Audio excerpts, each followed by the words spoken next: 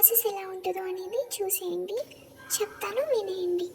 ఇక్కడైతే నేను మెజర్మెంట్స్ ఏం చెప్పట్లేదు, ఎలాగ చేసుకోవాలి అనేది మాత్రమే నేను చెప్తున్నాను. ఒకవేళ మీరు మొదటి రోజు పాలు తీసుకున్నట్లయితే జున్ను పాలు 1 కప్ తీసుకున్నారనుకోండి, అయితే మామూలు పాలు 3 కప్పులు వేసుకోవాల్సి ఉంటుంది.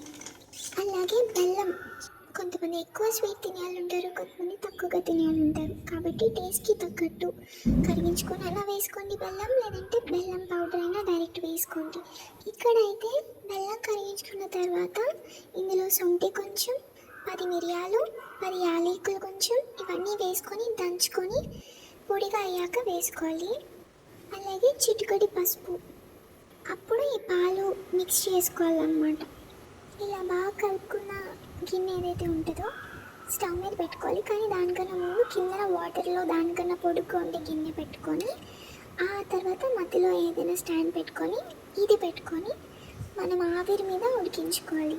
కనీసం ఒక 30 నుంచి 40 నిమిషాలైనా టైం పడుతుంది.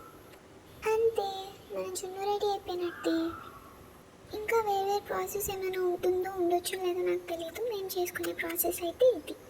చాలా టేస్టీగా ఉంటుంది. జున్ను మనం ఎప్పుడో ఒకప్పుడు లేదా సంవత్సరానికి ఒకసారి 2 సార్లు ఇలా తినడానికి ట్రై చేయాలి. దీంట్లో విటమిన్ డి ఉంటుందంట. ఎందుకంటే ఫస్ట్ పాలలో కొలెస్ట్రాల్ ఉంటుంది, అది rich in fat, and vitamin A, D and E కూడా ఉంటాయంట. జున్నులోని విటమిన్ డి కాల్షియం అబ్జార్ప్షన్కి యూజ్ అవుతుంది. Thank you, bye.